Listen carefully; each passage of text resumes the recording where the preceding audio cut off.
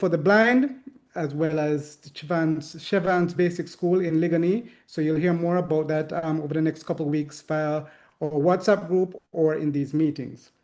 So that's it that I have. Oh, and I should also mention, which just to bring to your attention, that the governor's ball is coming up on the 20, make sure I have the date right, the 29th of August, the charity ball for student scholarships and grants. And we're asking all Kiwanians who would like to support this worthy venture. The proceeds are to go help to fund various projects that the governor has in place, and all of the clubs are going to be supporting this. So if you wish for tickets, please get in touch with myself or DLG Willie about this event coming up on the 29th of August. So with that, I'll hand over the mic to you, President Claudine, with your usual opening remarks or anything you'd like to share at this time. Thank you, President Stephen. It is such a joy to be joining your meeting, not only as guests, but as joint Kiwanis clubs hosting the meeting this evening.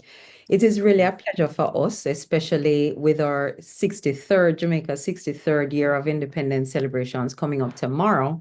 I know everybody's looking forward to that. At least it will be a day of relaxation, but it is a day that we really use to honor the struggle of our ancestors and the fact that we've made it so far. So thank you all for joining us this evening.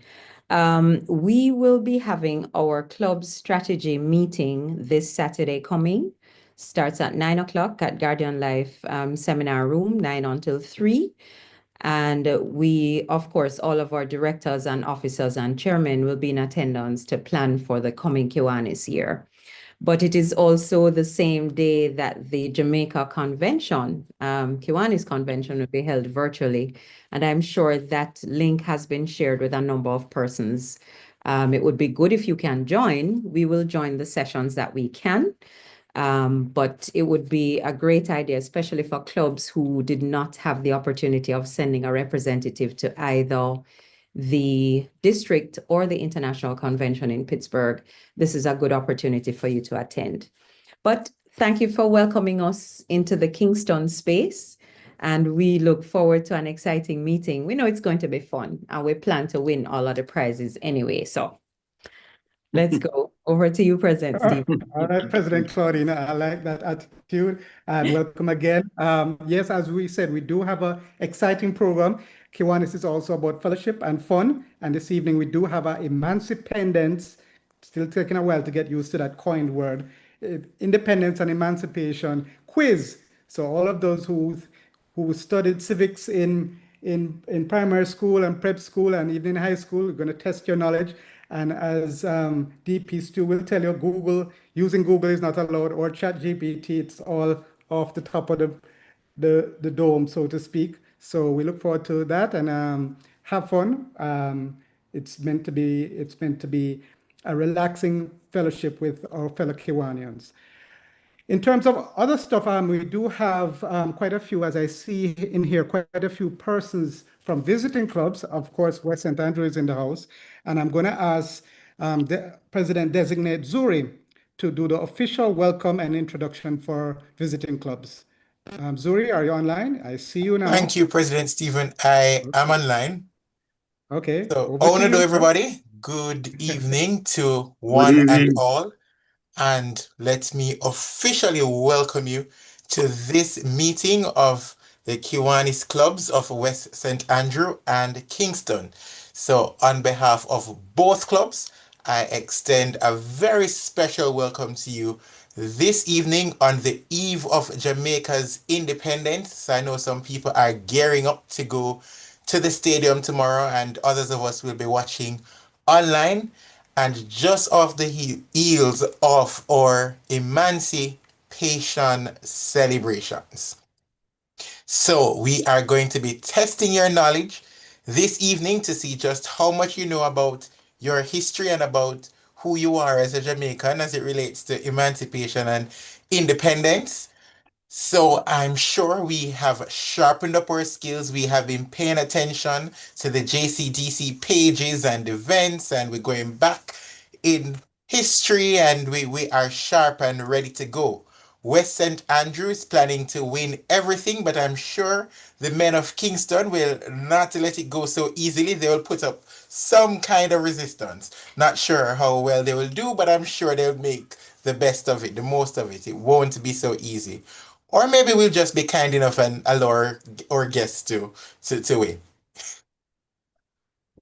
Speaking of guests, let me now use the opportunity to extend to all those who are joining to open your microphones, videos if you wish, and share with us from wherever you are joining from. And as usual, I'll start with visiting Kiwanis clubs outside of Jamaica. So if we have any visiting clubs from across the borders or across the waters, now is your opportunity to say howdy do to us all. Did I hear someone? All right, maybe not. So how about Division 25? Good evening, everyone. This Good is evening. Didi Katisha bringing you greetings from coastal Trelawney. We're gonna win this tonight. Anyways, we got 3 members on and waiting for others to join. Thanks for having us. You are most welcome. I guess we're gonna all be winners this evening. So I hope everybody will win something, right?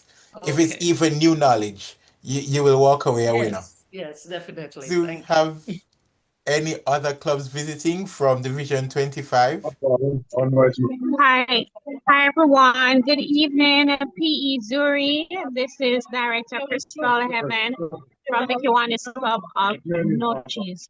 From the Kiwanis Club of Montego Bay, we currently have our board meeting at the same time, but thanks for the invite. Thank you, Director Crystal. It's our pleasure to have you. I know you're sneaking from your board meeting, but don't worry, they will understand. It's all in the spirit of Emancipendence. Do we have any other clubs from Division 25? So we're going to make our way over to Division 24. Do we have any visiting clubs from Division 24?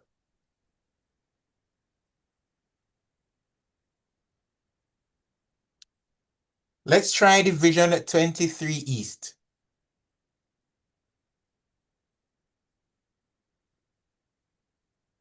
23 West. Good night, PE Zuri. Good night, my fellow Kiwanian. This is President Ender from the Kiwanis Club of Portmore. Presently, there are 4 of us on, but I know others will be joining shortly. And we are all here to participate in your quiz, and I know Portmore are winners. Thanks for the invitation.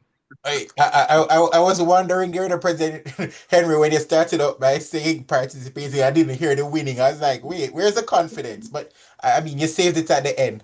It's our pleasure to have you, and we do hope that you will be a winner as well.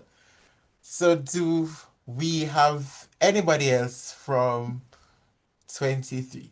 Okay, I think someone is saying something. Yes, PE Zuri. This is Tamara, Chair Tamara from Division 23 East, Kiwanis Club of New Kingston. I see DLG Gertler on the line, and she knows we all depend on her to do the introduction. But on behalf of our president, Sophia, I would like to just thank you for inviting us to the meeting. Currently, I think there are 4 of us online. So thank you again for inviting us to the meeting. You are most welcome, and I can't say again that I've never seen you at our meeting, so now I'm paying attention. So I'm seeing you. So I'll tell our mutual friend that you visited. Sure, please do. Zuri, you're telling Good Tail evening, out of everyone. school, Zuri? Hello, DLG Gertler. I thought you're telling school out of tail. Sarge not listening tonight. No. Good evening and happy independence, everyone. Thank you, thank you, thank you. Good evening, PE Zuri. Good evening. President Theon from Kiwanis Club of 23 East Online. We are currently 3 in numbers, and we want to thank you for the invitation to participate in our joint meeting this evening. and we look forward to win something. It's our pleasure to have you, and we look forward to you winning as well. Congratulations. See, we're gonna have all winners this evening. All right.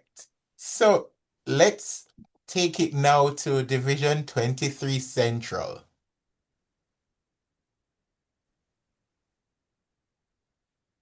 PE Zuri, good evening, good evening, good evening. My bad.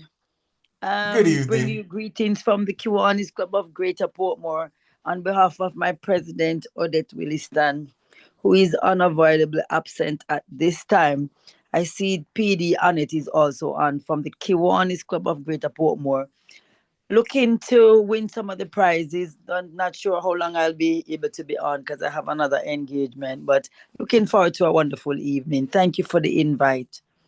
You're most welcome. DP, I DP don't think you Jen shared is on your name with us, also. you know. Pardon? I don't think DP you Jen shared is your on name. also. Oh, I'm DP Blonzo, and I just hear one of my members, DP Jennifer, on saying that she's on. So I'm seeing 3 of us so far, expecting others to join. So I am DP Blonzo. The great Blonzo. Thank you, DP Blonzo. It's our pleasure to have you. Thank you.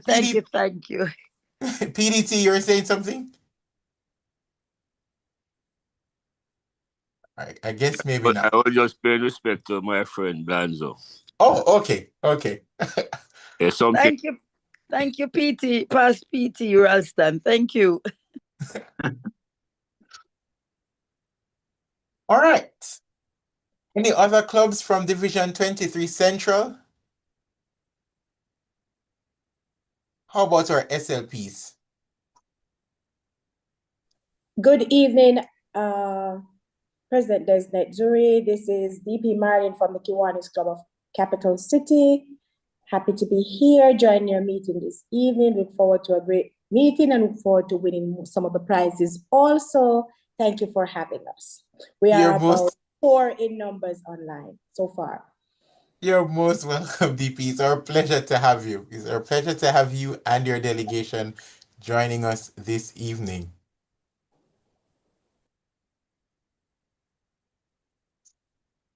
So President Zuri? Yes, DLG. Our special guest this evening is Key Club Governor Sarah Newman.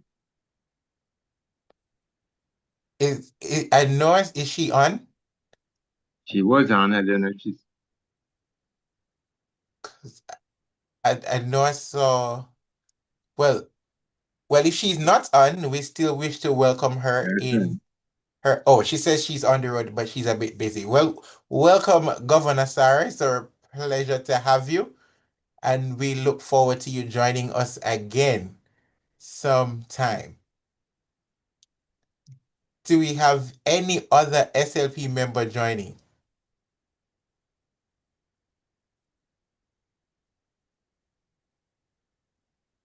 They appreciate it.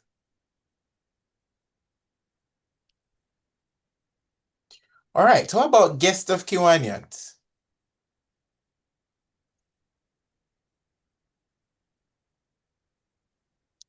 Well, what I'm going to do now then is just wish you all best of luck. I know you're all winners, but may the best winner walk away with the prizes.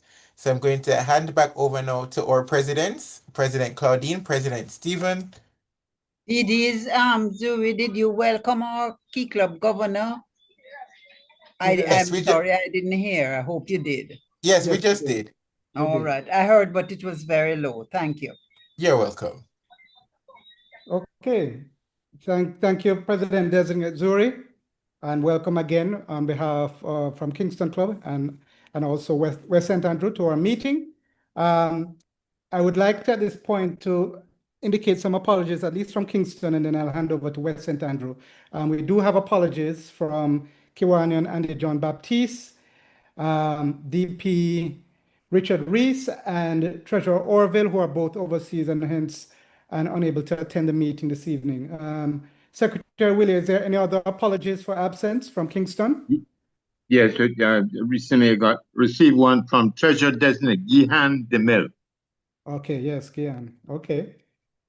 All right, so we recognize those apologies. President Claudine from West St. Andrew, do you have any formal apologies from your side? We have no formal apologies, President Stephen, but I'd just like to acknowledge there are 15 of us on the meeting this evening, along with 2 prospective members, Renee Sinclair and Dr. Aqua Russell. So I'd just like to welcome them to the meeting this evening. Yeah, welcome prospective Kiwanians. This is what we do, and I hope you enjoy the meeting. This is just a small snippet of what West St. Andrew and Kingston does on a regular basis. We meet every Tuesday, that's Kingston, and West St. Andrew meets every Wednesday, same time, 7 p.m. First and third Wednesdays at 7 at Medallion Hall. Thank you. There you go. All right. Okay, we do have also PD Newton online, who is going to share with us those Kiwanians who have birthdays or anniversaries at this time. So I'd like PD Newton, are you there? Newton. Yes, yes, I am, President. Okay. Good evening to President Stephen, and I must say, I much rather. You see how much I said, President Stephen? I noticed. Yes. I much rather President Claudine than you, sir. And I must say that publicly.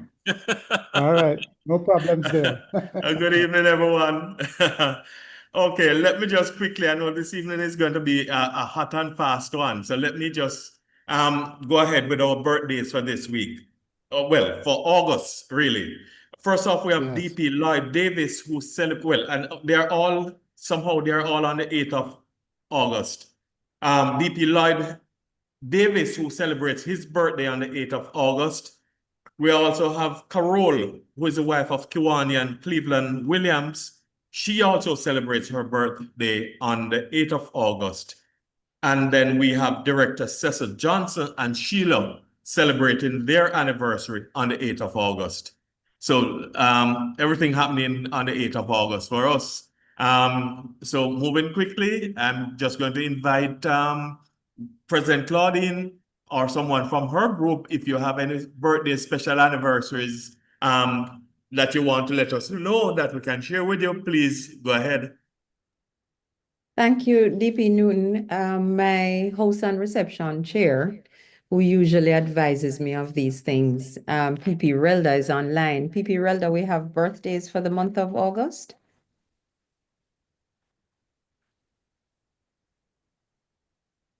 All right. Seems like I know, sir. Okay. Well, is there anyone else apart from West St. Andrew and Kingston who is celebrating any special date that you'd want to let us know about so we can share with you? Anyone? Okay, well, I guess it's back to you. Okay, go ahead.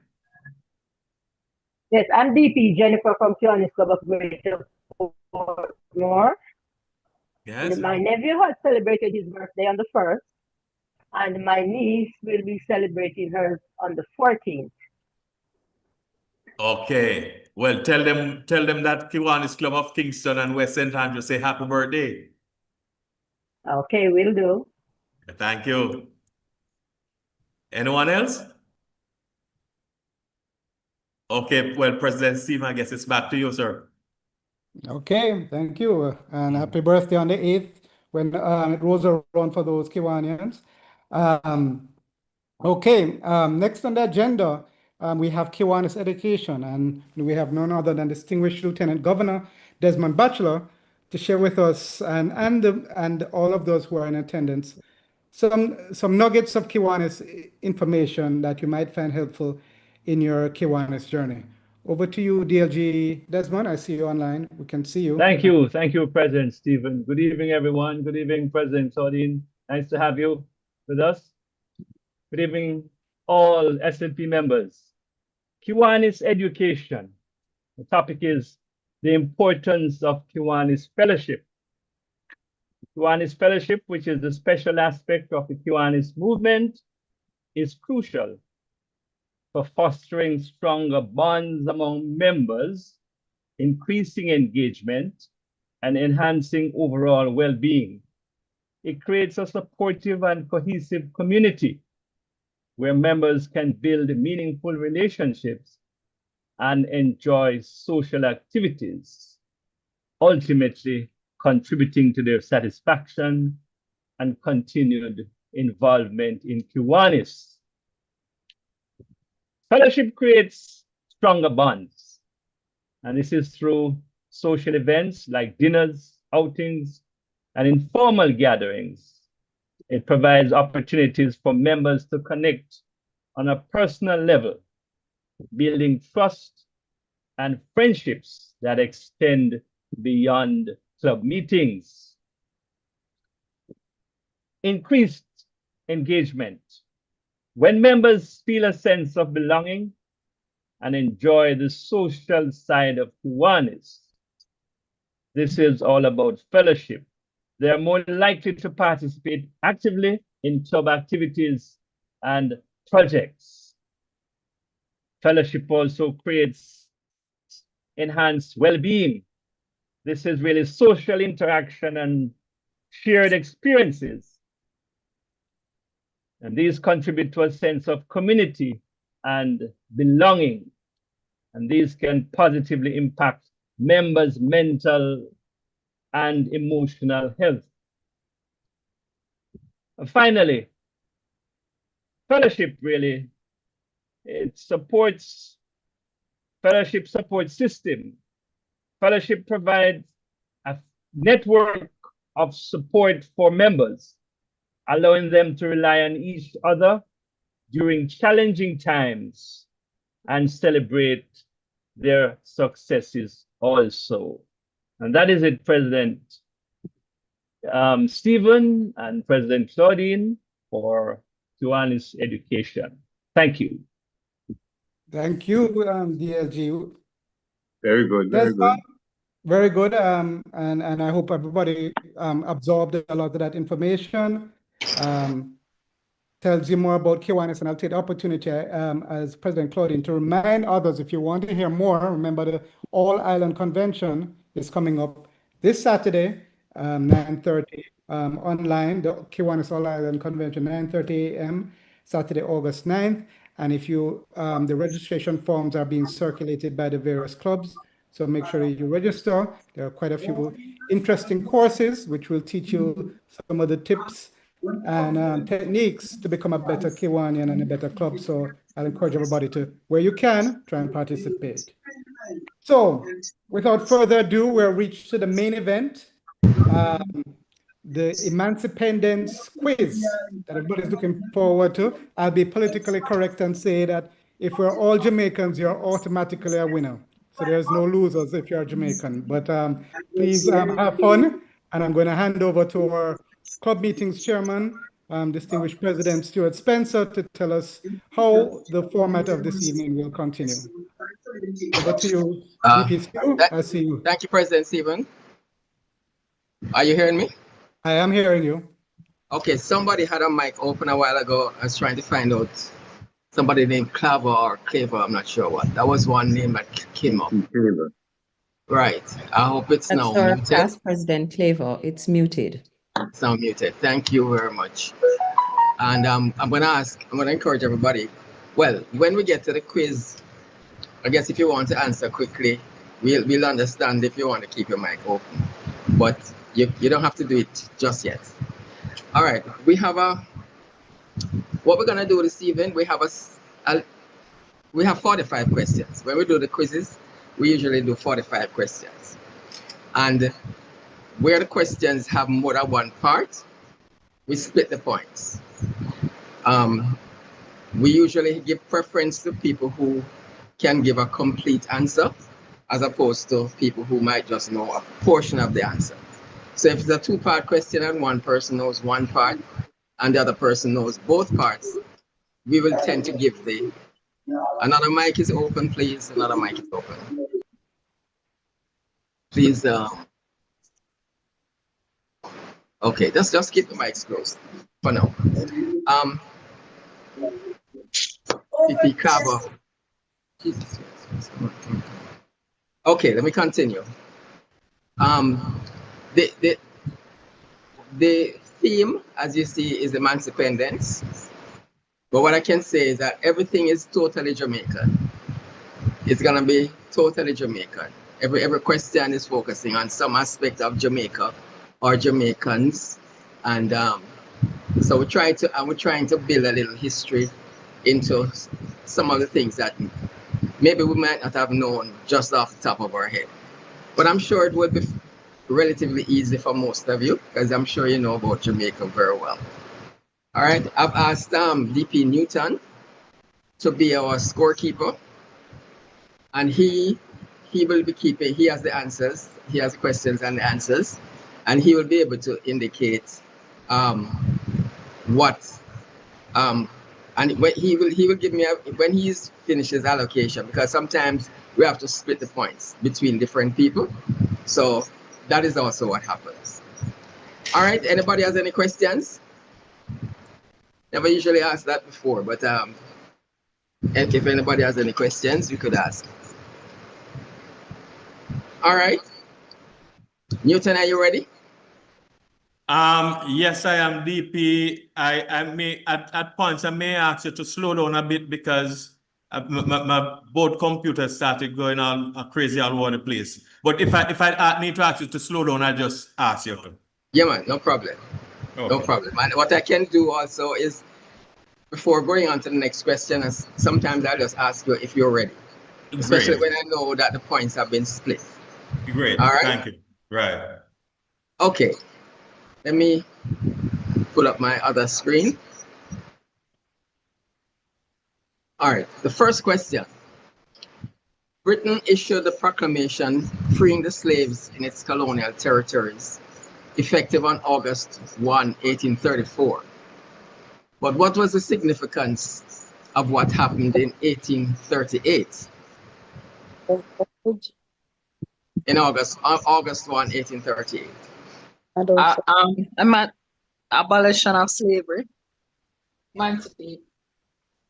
That's not quite exactly what it was abolished. It was officially abolished. You're leaving out a very important part. Apprenticeship period ended. So exactly. That's it.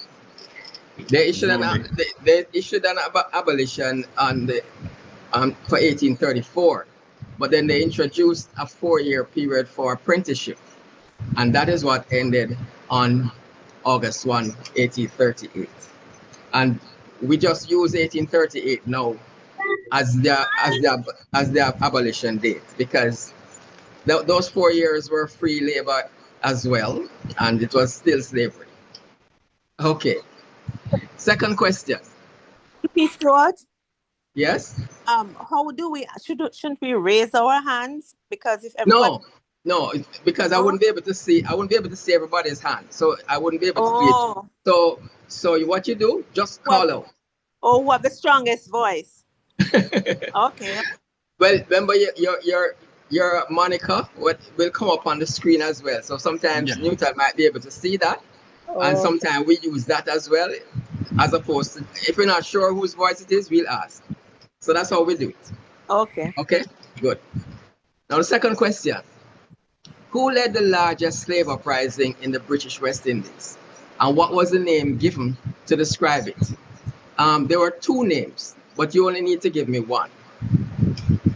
So who led it, and what was the name given to that particular rebellion? Is it the Christmas Rebellion led by Sam Sharp? Yes, it is. Yes, it is. And what was it also known as? You have already got your points, but I'm just asking you.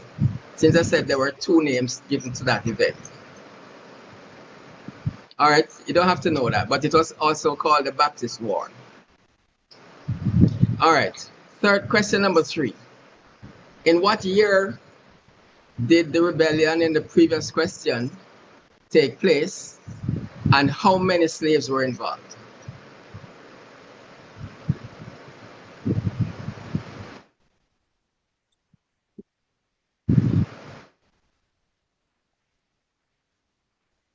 Everybody heard the question, I'm sure. In what year did the same rebellion from question 2 take place, and how many slaves were involved?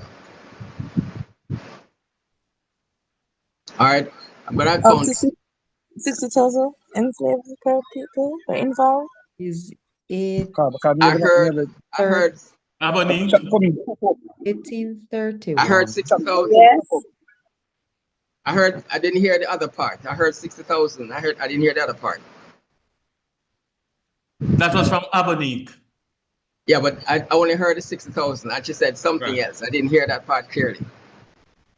Did you hear it? No, but it was Abonique who was. It's Abonique who was answering. So maybe she didn't know the year. Okay, we'll move on. There was The year was 1831 and it's 60,000. Well, they said it was between 60 and 200 and something thousand or something like that. And it was 1831. No, the number of slaves in the revolt couldn't have been that up to 200,000. That's I doubt if that's correct. But the 60,000 is a more accurate figure. Anyway, was that the same person who answered first? No, that was President Claudine who answered a while ago. Before that, it was Abonique. Okay, I'm gonna split the question this time because when we actually committed. Although I said that if somebody gets both parts, it is usually fairer when we didn't commit to an answer. But we kind of committed to the 60,000. So I'm gonna split it, and the president can get the other half because of the year. Okay. All right. Okay. Moving on to 4. Who was the leader of another rebellion that took place earlier in 1760? Paul Bogle. Yep.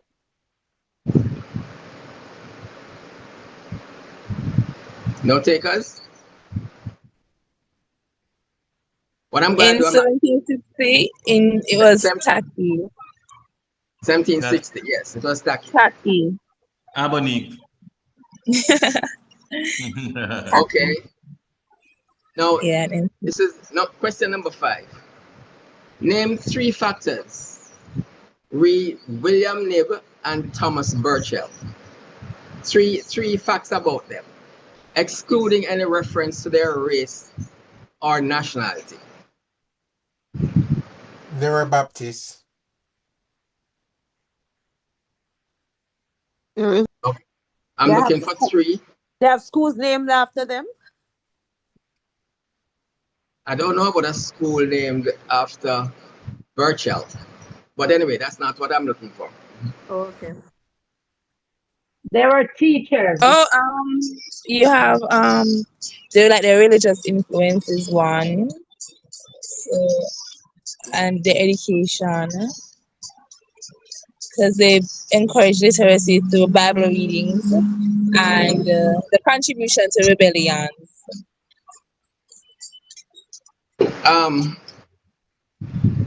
There's a mixture here. The one I was looking for, Zuri gave me that. They were both Baptists. They were actually Baptist missionaries. So he gets a score. I'm going to have to split it. They started the abolition movement. They came from England. No, I said nothing about their race or nationality. I wasn't concerned about that. They are both Key in the abolitionists. role of 3 villages. Say it again? They played a significant role in the formation of 3 villages in Jamaica. That's not what I'm looking for. They are both abolitionists. Okay, they advocated for the abolition of slavery, but in a way, somebody gave me some aspect of it, but there's one that I haven't received. So I'm gonna cut it off here, and the person who spoke about abolition, they get a 3rd. That's and the Baptist part, they get a 3rd. The other thing I had was that they were both arrested for inciting slaves to revolt. It's the arresting part I wanted to get. Okay, you got that? You okay, Newton? Yes, Zuri got a 3rd and Abonique got a 3rd. Right, okay. Number 6. Who was Granville Sharp? The father of abolition led his cases led to the abolition of slavery in Britain. I'm not getting you very clearly. Just say it again. So Granville Sharp was the lawyer that his cases led to slavery being declared illegal in Britain. Jonathan Strong case. Okay, I'll accept that.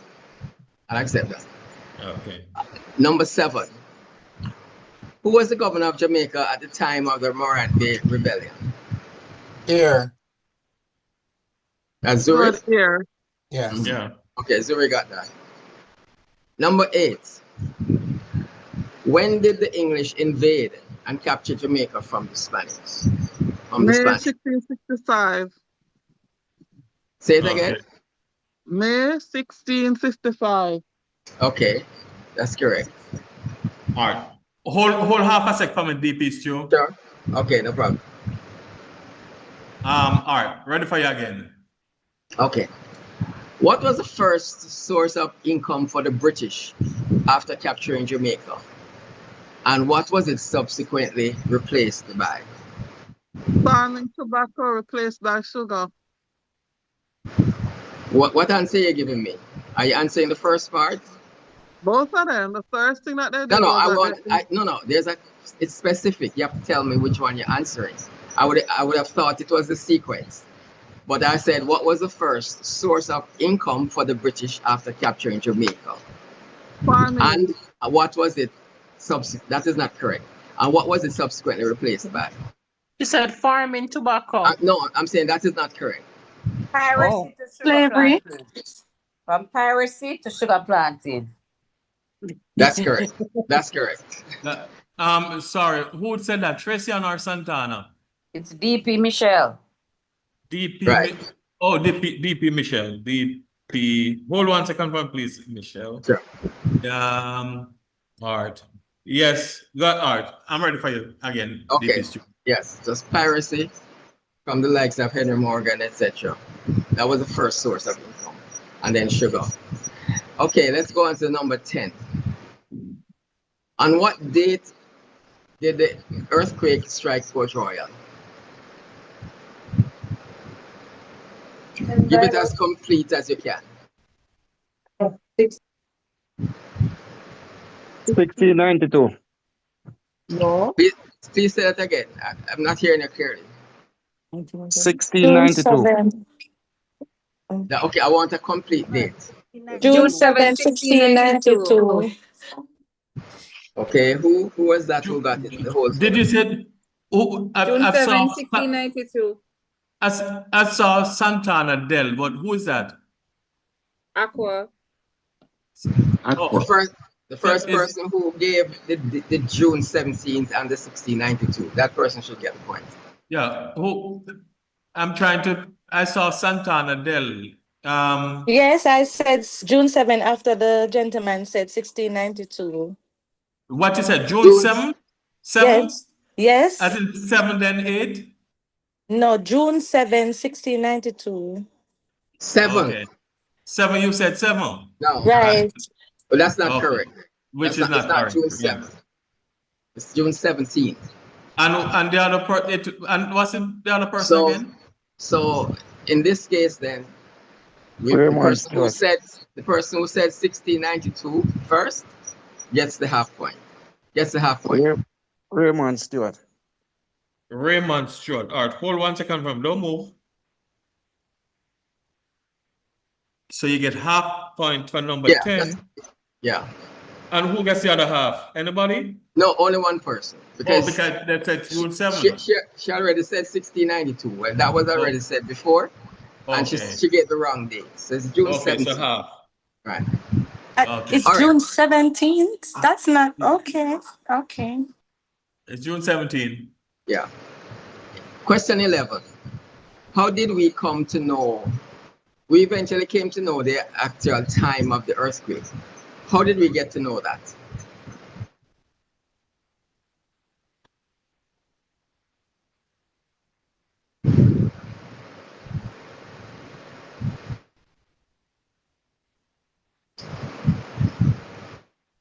Well, they found a clock. A clock? Yeah, I'll watch. It's a tough one. Historians and Okay, geology. okay. Was that Raleigh? Yeah. Okay. Okay. Yeah, that's it. That's it. They found a stopwatch, an expedition, an excavation in 1959, found a pocket watch. At the time, 11:43 a.m. And it kind of fit in with the stories that were already known. So Raleigh has won. Okay, good, good. Okay, what was the name that the Spaniards had for Jamaica? I didn't know this actually before. Jamaica. Jamaica. Jamaica. No, the Spaniards. Spaniard. I'm asking you, Not the what is the China. name that the Spaniards had for Jamaica? Mark Taylor is saying Santiago in the chat. No, I know. Who is that? Mark Taylor. Okay, I will accept that because what I prefer when people talk. But since nobody has come forward, no problem. That's correct. Santiago. Who said that? He said Mark Taylor in the chat. But I don't know if he has a problem with his mic, but we'll give it to him. Because his audio is not working. There's no conflict. Okay. All right. All right. Number 12. Question, that was 12. 13. Over 10,000 Africans came to Jamaica in the period after slavery. Now, this question is a true or false question. If the person who answers it first is wrong, there will be no more answers. All right. So over 10,000 Africans came to Jamaica in the period after slavery ended as free laborers. True or false? False. There are no further answers. It's true. Nobody gets that. It's true. Okay. When was the British slave trade abolished?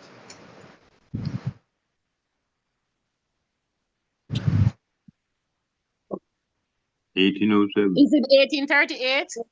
The male voice. I think that was Willie. The male voice. Mark said it. Who said it? Who said it? 1807, but Mark answered it. Oh, Yeah. Mark answered it in the chat. Okay, fine. He's correct. Mark, Mark. Yes, give Mark. That's not St. Andrew Mark. Mark Taylor? Yeah. Okay. Is that not St. Andrew Mark, Willie? No, that's Mark Anderson. This is Mark Taylor. Okay, Mark Taylor. All right. Question number 15. What was the precursor to the Social Development Commission and who established it and when?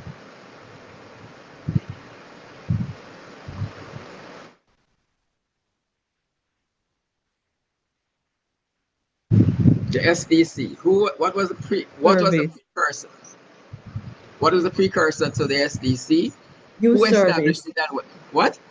Youth service. No.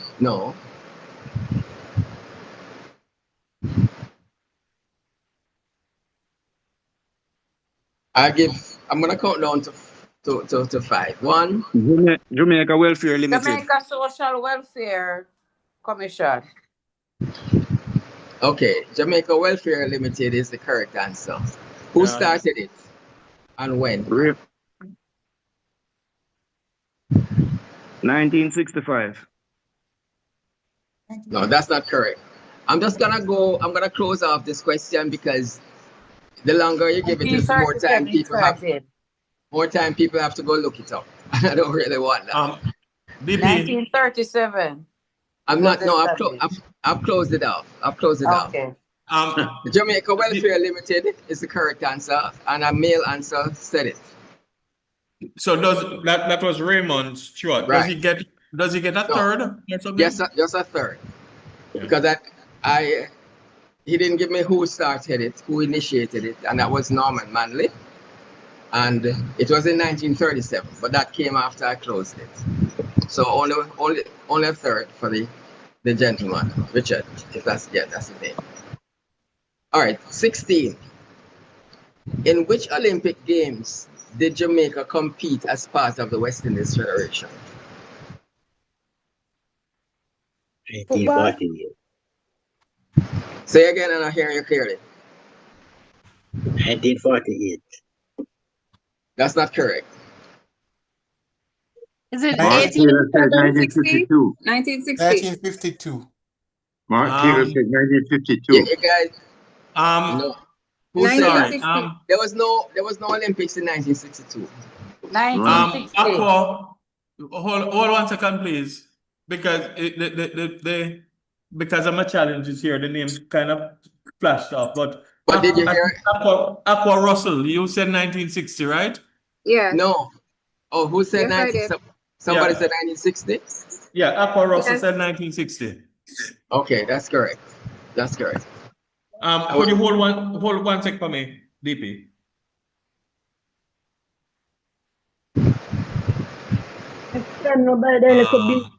Yeah. All right, ready again for you. Can you tell me where it was held? I like to, the person who answered the question in 1960. Can you tell me where? Right. It was in Rome, Italy. Yes. I just wanted Rome. That's fine. Okay. By the bigger one. Is that a conversation? Please. Okay. Question 17. In the 1960 Rome Olympics, which Jamaican athlete won an individual medal? And what type of medal was it? Let me finish the question. Leonard Miller. Where was that? In the 1960 Rome Olympics, which Jamaican athlete won an individual medal? Name the type of medal, and how many medals in all did the team win? Well, I know George Curran George won a Kerr. bronze. George Curran, you won a bronze. Yeah. How many medals in all did the team win? They won 6 medals. Okay. Anybody else? All right. We gotta close it there. Yes, George Carr won a bronze medal in the 800 meters. And the answer to the other part, how many medals in all did the team win? It would have been 2. The one by George Carr and the 4x400 relay, they won a bronze. So it was only 2 medals. Yes, Newton? DP Show, Aqua got 2 parts out of that. She got George Carr and bronze. So she would get what, 2/3? No. I'm just, although it kind of broke up. Remember, the first part was the medal and the type of medal. But because there was another part, which was the name, the type of, and the event, if any, that would have been another part. So let's give her the half point for the first part. Okay? Okay. Nobody got the second part. I didn't want to split it up into 4. The bronze is 1 medal or 4 medals.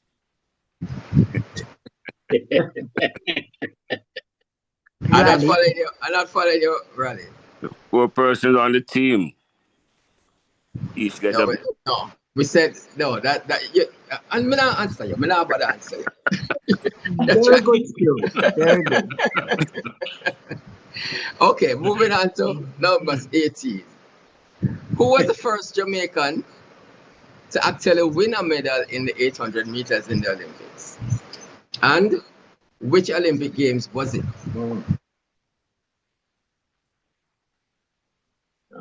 Ian Emmons. Is it Millie Walker? Ian Emmons. A 200 should he get? Mark Taylor says never mind. No, not never mind. Who was the first Jamaican to actually win a medal in the 800 meters in the Olympics? And which Olympic Games? George Carr. Is it Kenya Sinclair? No, she didn't. No. Yeah, Arthur Wayne. in the Arthur Wayne. 800.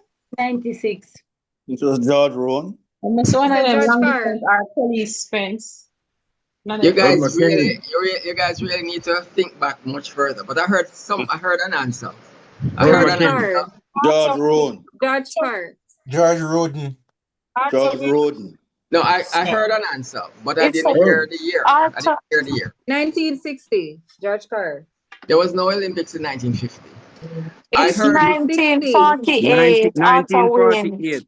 So that Okay. I said Timon Okay, Newman, hold but I on. don't remember Hold the on. year. Herb Hold on. McKinley, 1948. sorry, Santana. Somebody did say. Somebody did say. Santana? I heard a male answer Arthur Wayne. Raymond Stewart. I made DP show. Sorry, I just trying to remember the thing. A male said Arthur Wynn, but I think I couldn't hear if they said the year. they didn't say the year, and Santana said Arthur Wynn 1948. Oh. That's correct. Give him the full answer, because give the person who said and the year, give them the full question, full point. That's yeah. Okay. Now, number 19. How many Olympic medals did Arthur win in his overall career? Name them and the type and the year. Hey, that's a lot. It's not a lot, really. If you know the answer, it's not a lot. 1, 2, 3, 4.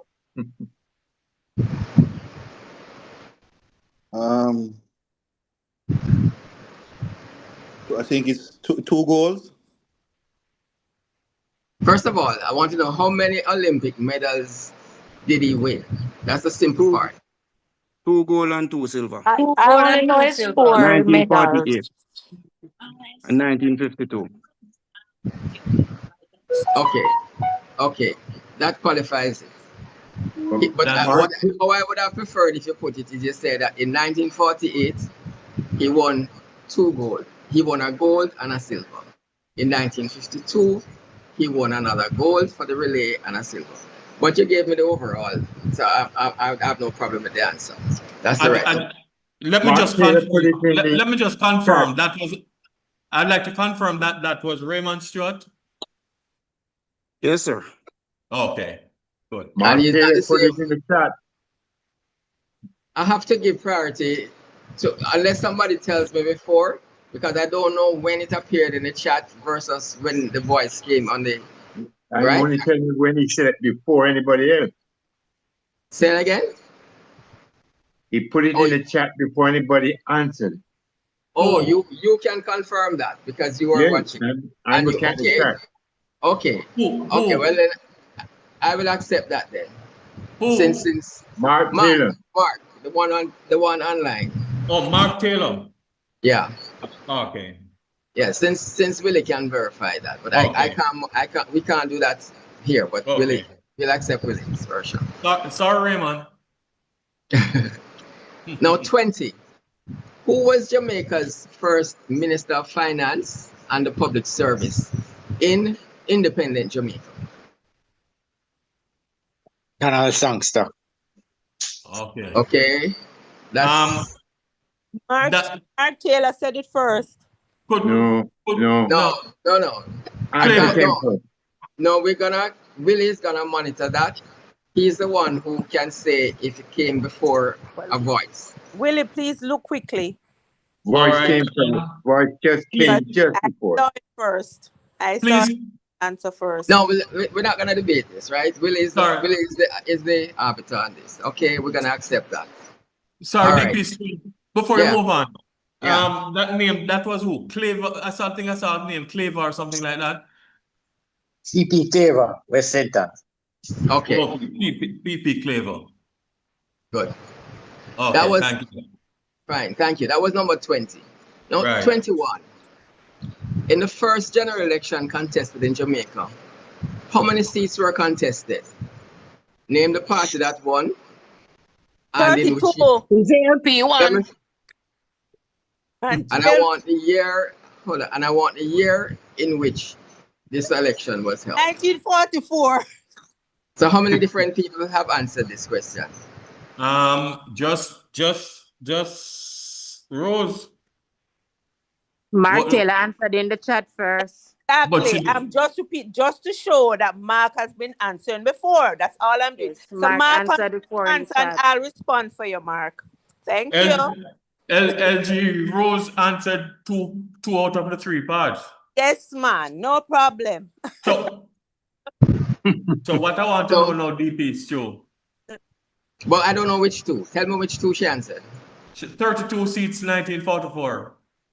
But before that, somebody said JLP. the 32 seats. Hold on, 32 seats and 9.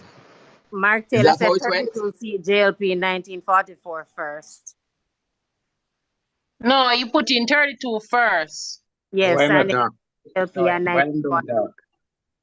Willie, can you tell me on this? He answered all 3 parts first. Amen. Thank you. With Rose. I'll win for you, Mark. No worries. No worries. We'll share. Rose. I'm not sure what happened a while ago. It's all right. Go ahead, DP. No, Stu. Rose Go ahead. answered Go ahead. correctly on behalf of Mark. So Rose gets it. Yes. Amen. Go ahead. So give it. So it goes to LG Rose. Yes, Yes. man. Yes, LGD. man. Oh, okay. Don't forget the Dino. I don't want anybody to order any recount. No, So man. No, man. after Mark ask. and I are good. Mark and I are good. We're good. All right. Go ahead. What was the first major international sporting event to be held at the National Stadium? And name the year. 1966. Commonwealth Empire Games, Games. 1966. Is that Mark? Is that you speaking for Somebody Mark? said 1966 first, and then he put in Commonwealth Game 1966. So don't go against what you said, man. Let's go, sir. No, that's not correct. So that's why you mean let's go. That's not the correct answer. Okay. 1966 British Empire Games. That is the same Commonwealth Games. That's not correct. 92 Commonwealth Games.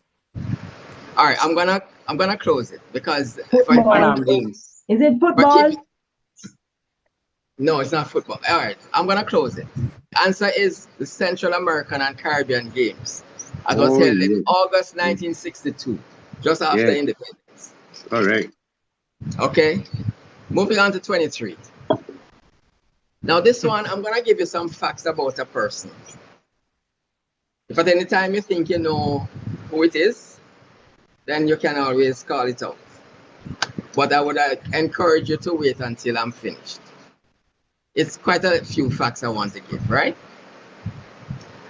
Here goes. As a young man, he was a dock worker in Kingston. When World War I exploded, he stowed away on a British troop ship and subsequently joined the 11th British West India Regiment. After the war, he returned to Jamaica but was unable to find work. So he went to New York in 1920, where he worked as a cook and joined the UNIA. Marcus Garvey. Marcus Garvey joined the UNIA? Alexander Come on. Bustamante. Come on. Sir Okay. Alexander Sorry, let me continue. He later fell out. Remember I said he joined the UNIA, you know. Marcus Garvey formed the UNIA with his wife. Okay, he later fell out with Marcus Garvey, who expelled him from the UNIA. Back in Jamaica, he continued to speak out. St. William Grant. Okay. Who That's said the that? answer. That's the answer. But I'm gonna finish what else I had written. But that's the answer. Sorry. Can you just say who that is so I can? D.A. Judith. Sorry? D.A. Judith. D.A. Judith. Okay. Okay. All right. Let me just finish what else I had to say. Back in Jamaica, he continued to speak out on Garvey's principles and became a strong advocate for workers' rights. That's right. He was one of the leaders of a strike at the United Fruit Company and spent time in jail where he was badly beaten.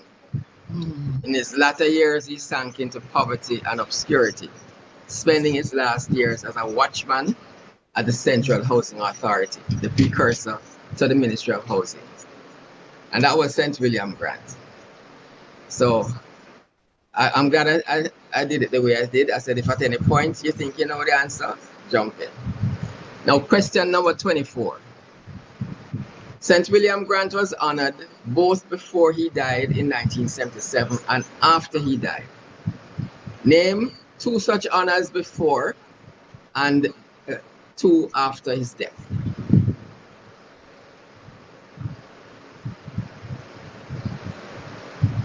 Honor of distinction. You gotta speak up if you're answering a question.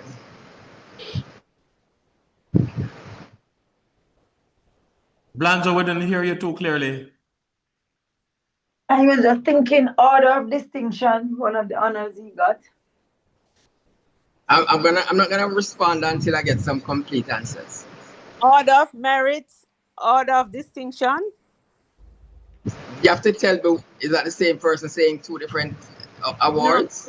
No. 2 different persons. Oh, that's 2 different voices. Okay, I wasn't sure.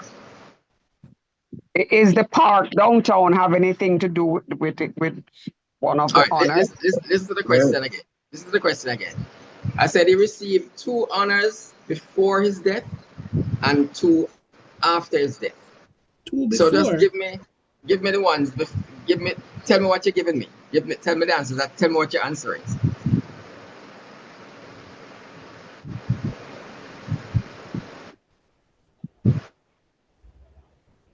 Okay, I'm gonna. Can I answer? Sorry. Yes, sure. I thought she was going to answer. Go ahead. So the one before death, I think, is order of distinction and public recognition for some work. I don't remember exactly, and I know the one after his death, the park was named after him downtown. Okay. The part you have answered, somebody answered that before. So Okay. somebody said order of distinction already, and the second part that wasn't an answer. That wasn't specific enough. The second part that I was looking for was the UNIA, which had kicked him out some years before, gave him a special honor in December 1974. So the person who said order of distinction can get. I don't want to break it up into quarters. Yes, I break it up into quarters. This has to be quarters. So guess the quarter point, okay? Thank you. The second half of the question, the person who mentioned about Victoria Park, that's another quarter. But somebody said it before. A man said it before. All right. I think Aqua said the OD, but I'm not too sure who said DP Blonza said order of distinction first. Sorry, DP Blonza said what? Order of distinction. Yeah, but I think she was the first. And I repeated. Who was the first? DP Blonzo or Aqua? Blonzo, DP Blonzo was the No, first. DP Blonzo was the first person. Was the I only first. stated when it was before. Okay. That it was before, sorry. Okay. Okay. So who actually gave? I'm sure I heard an answer earlier before we acknowledged it about Victoria Park. I think it was a male. P. Dollis had said, well, she didn't really answer, but she asked if that was a part of the recognition. DP Dollis had mentioned the part. But I'm sure I heard a male. If the male doesn't come forward and identify himself, then we'll ignore it. Like a male. Oh, you think I may have heard mistaken a female voice for a male voice? Is that what you're saying? Okay. All right. Okay. That is all right. That whoever, let us decide who gets the quarter point. Now the other honor that came after his death was a state funeral, and nobody gave me that. Okay. So the quarter for the park and the quarter for the OD. All right. Blonzo and Dallas. Okay. Question 25. In what year was the BITU established? 38. 1943. 1943. 1938. That's Okay. that's Appa who said 38? Yes. Okay. All right. You're Answer right. number 26. The Jamaica Hope, the Jamaica Red, and the Jamaica Black. Tell me what those names mean. They are cows. That Oh, bulls. cattle. Cattle. Bulls. Okay. But I need a little bit more in terms of how did they come about. Dr. Lecky. Prince of castles that were developed by Dr. Lecky. Okay, somebody just said Dr. Lecky. I'll go All with right. him, the male voice. I have a thing though. Cleaver. Favor. Clever said Dr. Lecky first, but Zuri said Bulls first. No, It's not. Oh, bull. no, I'm not really bulls, breaking this out. It's just new breeds of cattle. Right. No, Right. just breeds of cattle. You I'm not breed of sure cattle. if I really needed to No, they're split not this. bulls. He distinguished bulls. But they're not bulls. They're cattle. It's cattle. Okay. Yeah, I would just give the person who gave the lecky. That's more complete. I don't have to go through. That's just give that okay. person the whole point. Okay. All right. Now I'm asking another question now. What was particularly unique about the Jamaica Hope? It was black. It's colors. Well, they had one named Jamaica Black, so I don't know if that could be the answer. It's at a hump. What was particularly unique about the Jamaica Hope? It's at a hump. It's a dairy breed. That's not what I'm looking for. I don't know if it's at a hump. I can't tell him. It's I a don't know dairy that breed. part. It's a what? A dairy breed. Okay. This probably was a little well, it's still unique. It was the first breed of cattle indigenous to Jamaica. That's what I'm looking for. So nobody got that. Moving on to 28. Moving on to 28. Could you repeat that? I didn't hear that. It's the what? It was the first breed of cattle indigenous to Jamaica. Okay. All right. Okay. Okay. Now, 28. Thomas McDermott was a Jamaican poet, novelist, and editor, editing the Jamaica Times for more than 20 years. He was also Jamaica's first poet laureate. Now, he wrote using a pseudonym that may be more familiar to you. What was that name? Tom Redcom. LG Rose. Oh, you know that. Oh, you know that. His name is. Is it answer if it's correct first and I'll tell you. Tell me if it's correct and then I'll tell you. The first, yes, it's correct. McDermott spelled back way. Mark. She working with Mark. She twin up with Mark. Yes. What's that? I'm Mark. She's working with Mark. She's work. Oh, so what? Mark, I hope Mark is not using Google. I don't know. Can't say nothing on it. Okay. Anyway, that's correct. Comrade, come. 29. What was the difference in meaning? One second. Wait a second.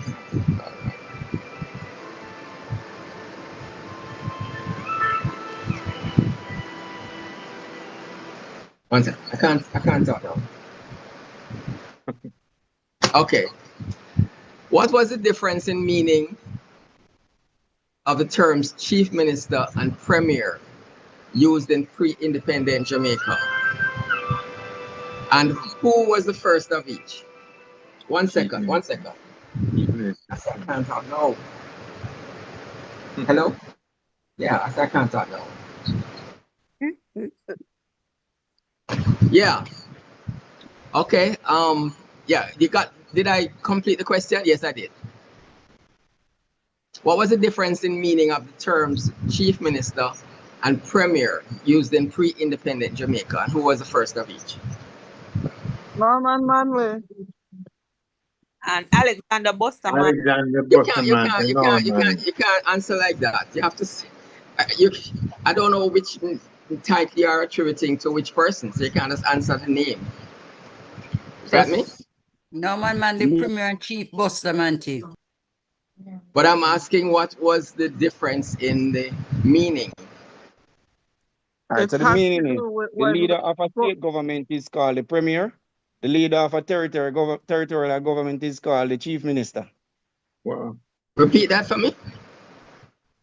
That's correct. Repeat that for The me. leader of a state government is called the premier, and the leader of a territorial government is called the chief minister. No, I'm not gonna accept that. That's not how I've defined it. Has been defined. Sorry, are you looking for it in terms of the fact that one was when we were granted the right to vote as opposed to that? When we have ministerial government, is that what you're looking for? I'm gonna tell you. I'm gonna tell you what I was looking for. The chief minister was before we got full self-government. And the premier was after we got full self-government. All right. That's the difference. So the person who said the first part about who was the first one, Alexander was the first chief minister and Norman Manley was the first premier, they can get half the points. Was that Dale G. Gertlin? Who said that? Sorry, sorry, I probably spoke with the mic open. I'm not playing, so sorry. Yeah. I think Dale G. Gertlin is the one who said it. Artistic Trustee Ralston. Sorry? No, I said that too. I heard a woman. No, it was Dale G. Gertlin. I said that, Josephine. Yes. Josephine. Oh, DP Mandela. Josephine. You sound Yes. exactly like Dale G. Gertlin. After me love her so much. Josephine. Okay, we're up to number 30 now. Okay. All right, this is another. All right, Claude McKay was another famous Jamaican writer and poet who moved to New York in 1914 and was a central figure in the Harlem Renaissance. Arguably, his most famous work was influenced by the white and black race riots and lynchings, which were prevalent at that time. What was the title of this sonnet?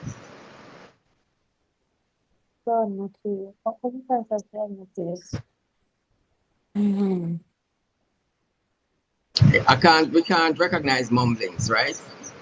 The Harlem Shadows?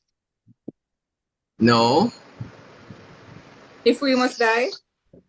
That's correct. That's correct. If We Must Die. Now, what made the above McKay work a sonnet and not just a poem? And can anyone recite the first two lines?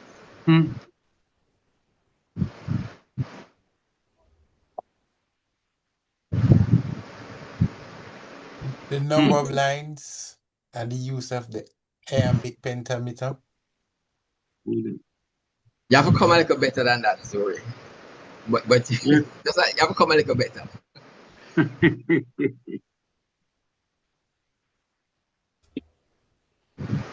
Come in, Zuri. I don't want nobody to look up a sonnet now, you know. Is it 12 lines? Is it that a sonnet has 12 lines? All right.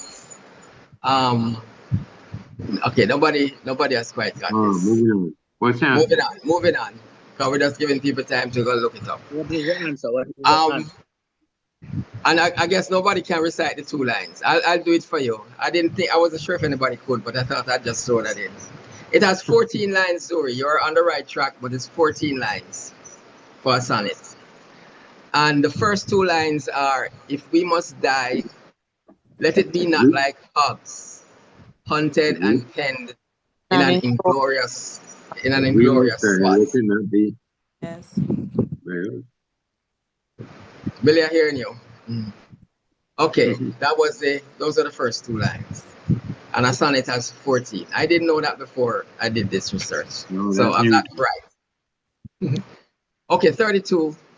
Jamaica got its first post office in 1671 on October 31st. Where was it located and what made this a notable achievement? I'm going to say St. Elizabeth, but I don't know. I don't. All right, Spanish Town. Okay, there's another part to the question, you know. What other part? First in the Caribbean, first in the West Indies. I'm not gonna accept that. That's not precise enough. Not precise enough. What's the first British Empire? British capital, whatever. The first in the British Empire. Take your time and answer. Take your time. Come again. It was the first in the British Empire. Willie got both. No. Remember, Willie you know, got both. no, that's not. The British Empire is not correct because the British Empire included India. It included all the other colonies all over the world. So you can't call it. You can't say the British Empire. First in the British colony. First in the British colony. Okay. Really? Give it a It Rose. was actually the first in the British West Indies. Oh, half point. Okay, I'm gonna reverse that. Sorry, I'm just looking back at what I wrote. It does say British colonies. I did have British colonies, so we can include. We can include all of it. So we can include Willie. Yeah. Get one for the night. You can give it the Rose afterwards. Yes. I nearly robbed you, Willie. Sorry about that. No, you'd rob some there. Okay, 33. The 4 main cricket clubs in Jamaica are Lucas, Kingston, Melbourne, and Kensington. Can anybody name the order in which they were founded, starting with the oldest? You don't have to give me the year. Kingston, Lucas, Melbourne is the Kensington, first one. I think Melbourne was the first one. Kingston. And I don't know. Kingston, Lucas, Kensington, and Melbourne. That's not the order. Melbourne, Kingston, Lucas, and Kensington. That's not correct. Well, that is a permutation then. Is that a permutation? Shot. In a sense, okay, in a sense, I could say that. Kingston, St. Catherine, Lucas, Melbourne. Not in it. Come again? St. Catherine, not in the village. Oh, no. Oh, my God. Oh, Kingston. The parishes were not like clubs, so I didn't include the parishes. Oh, yeah, you're right. Kingston. Melbourne. Kingston, Melbourne, Lucas, and Kensington. No. Kingston, Lucas, Kensington, Melbourne. No. All right. Yeah, let's close it now. Let's close it. Yeah, close it. Kingston. It's Kingston. Yes. First. Kensington. Yes. Melbourne and Lucas. Oh, you're right. You're right. And let me give you a little clue. This is not part of your question, but there's a kind of a hierarchy in terms of the order. Yeah. In other words, Kingston was basically upper class whites. Correct. Kingston, Kensington was kind of middle class whites, and it spread a little bit out of that. Then Melbourne was more blacks, but people who had a little means. And Lucas was right at the bottom in terms of embracing the Jamaican black man.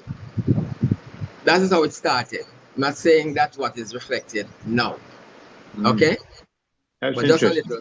Just a little. You're saying something? Yeah. At this point, I think the president needs to ask for an extension. Okay.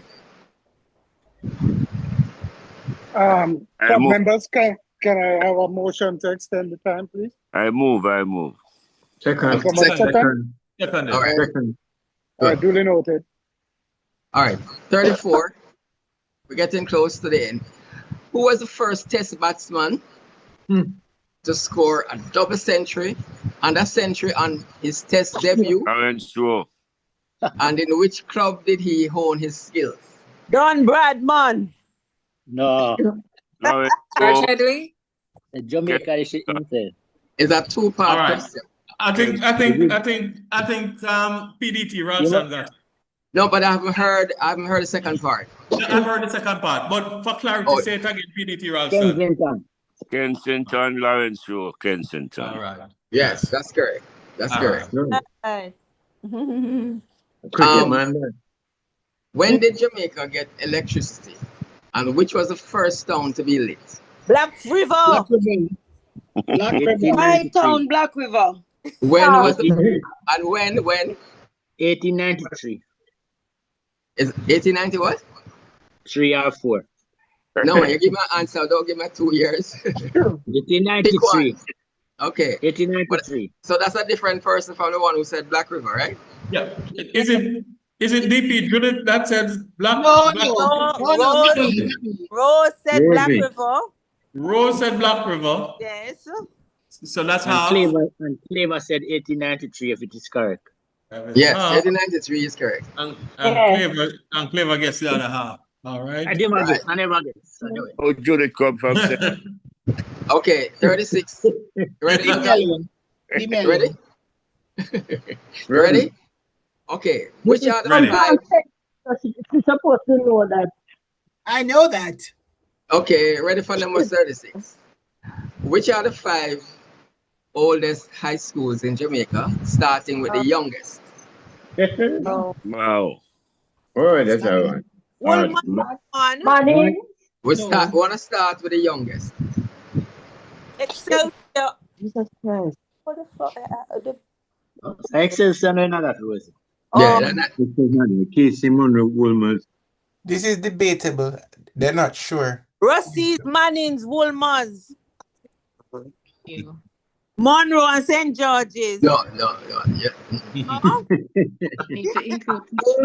The only way you can get this answer. Pitchfield, Woolmers, Manning's, Rusty's, St. Diego. And St. Diego. I don't think anybody going to get the sequence. Woolmers is the oldest. So let me start. Let me give you the answers. Yeah. Pitchfield. No, I'm starting with the youngest. Titchfield. It's Titchfield first. Or Titchfield is the youngest. Somebody has a mic open, please. Titchfield is the youngest of those. Then Rusty's. Then St. Diego. Then Manning's. And then Woolmers. Wow. St. Diego wasn't St. Diego at that time. It does no. It doesn't matter when, because we know what the merger was. So St. Diego is St. Diego. All right. So DP can give me something then, man. But what you said? Nobody gave me the sequence. Yes, I said Titchfield, Rusty. Nobody gave me the sequence. I didn't even hear anybody starting with Titchfield. That's true. All right, moving on. 37. When did Jamaica first get piped water, and which town was the first to be served? Falmouth. When? And I'm asking 2 parts. The question has 2 parts. I'm satisfied with it. Falmouth 1770. Okay, half point. Falmouth Trelawney is 1799. That's Raymond. So that's what. Okay. Yes, that is Raymond. That person gets full points. 17. All right. 1799. Okay. Okay. What was the source of the water for this system that Falmouth used? Matabray. Let me answer. Let me finish asking the question. And what other need did the supply serve other than what was the one that was for the residents? But the rafting is already underwater. Why would they be You don't need running water for that. Shipping. Hospital. They have a good help port. with the sugar I think it's trade. shipping. Oh. Okay. Ships. Visiting ships at the dock. So if I hear it right, Raymond got half. Yes. And the person, Aqua got the other half. Yeah, the person who mentioned ships. Mark mentioned gave ships clean water. Oh, that's a couple more. I'm not going back to that. What was the source of the water? Somebody mentioned the trip. I mentioned sugar trade. Sorry, so I wouldn't be the one. Sorry. What was the source of the water? Martha Brae. Martha Brae. First. I said it first. Who said it Yeah, first? Judith. I heard shipping. Can anyone confirm that? Because I thought I heard Raymond first. That's correct. That's where I live. That's what I heard that first from a man. I heard it first from a man. A male. Next time I'll shout. Okay. Yeah, you have to talk up, man. Talk it up.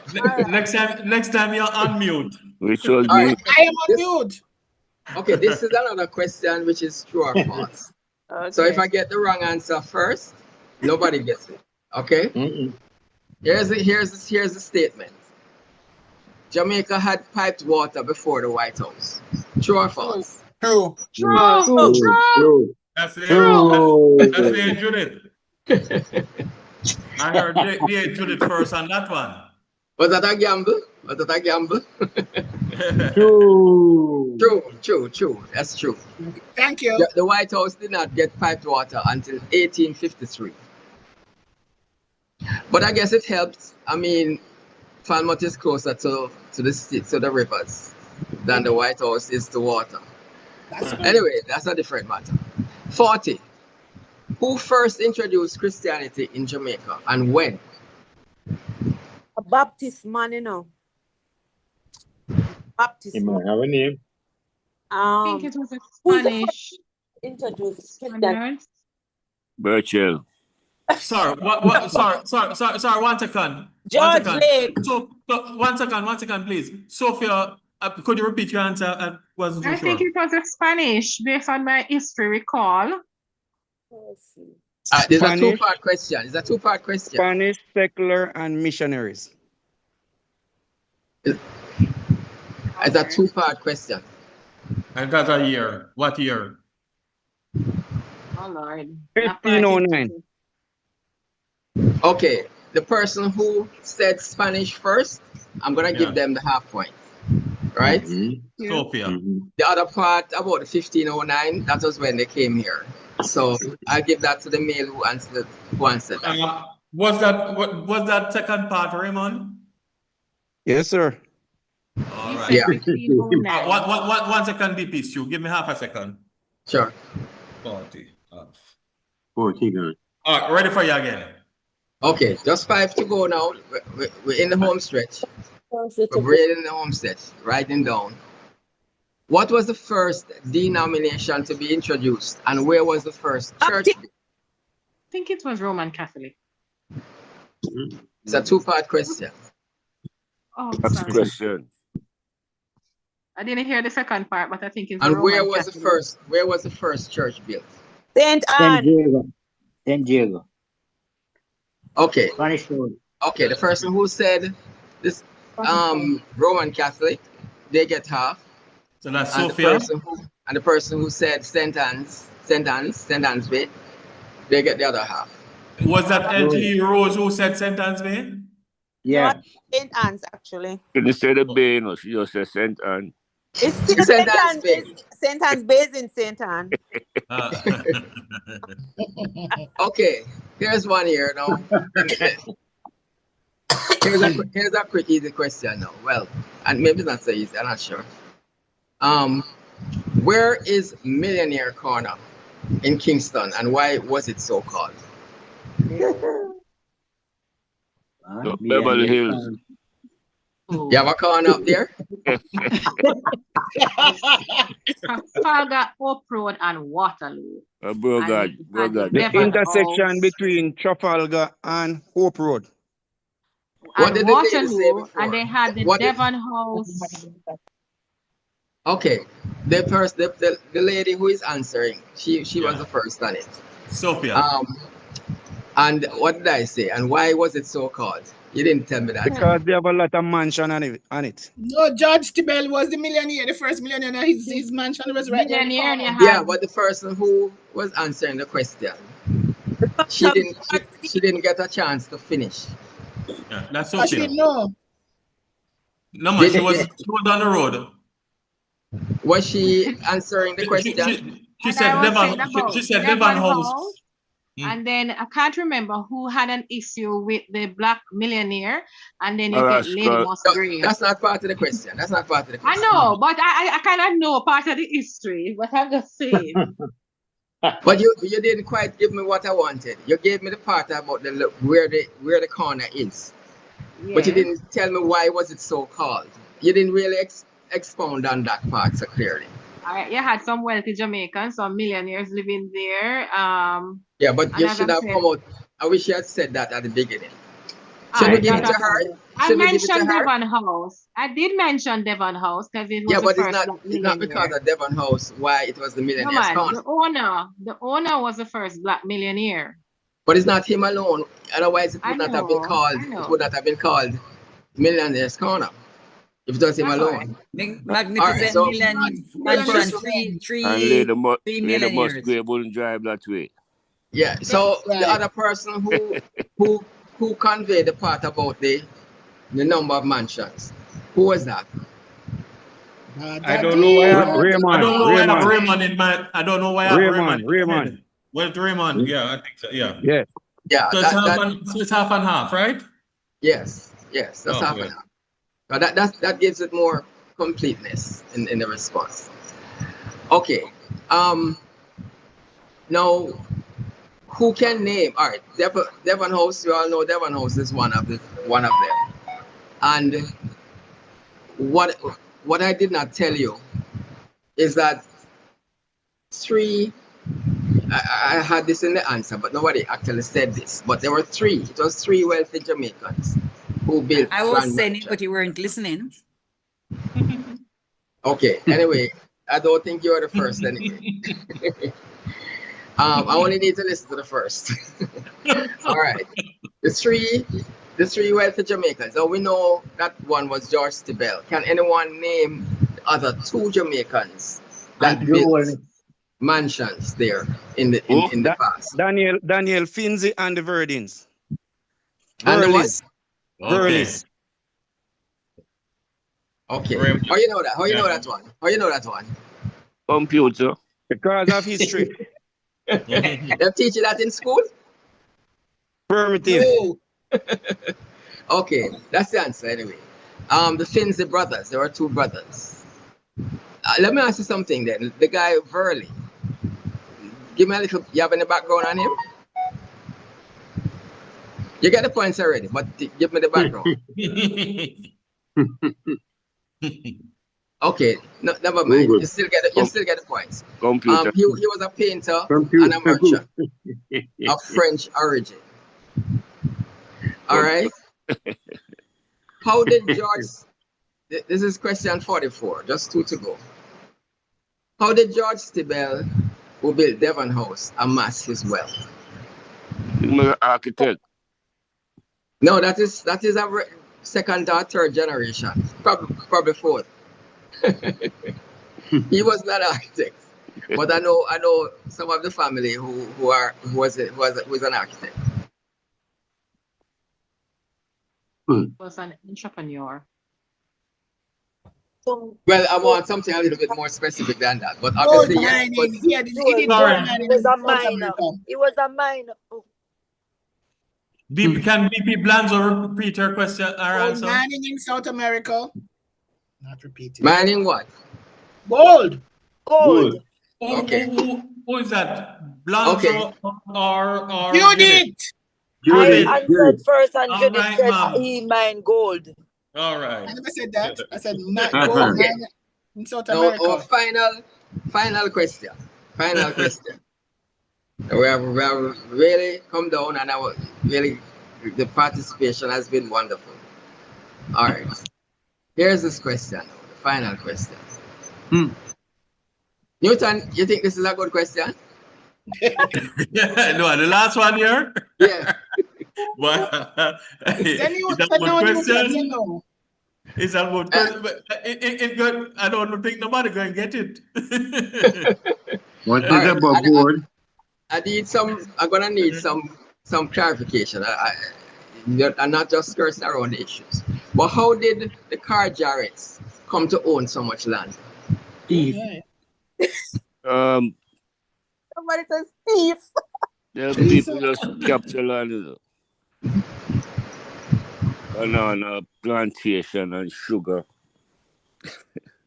I need something specific. Marriage and inheritance. Oh, so well, I already said Car Jarrett. So that already is a marriage. So that's not the answer. Sugar cane. They will give land. We're talking about the land. How did the Car Jarretts come to own so much land? Well, I'm never buy it for sure.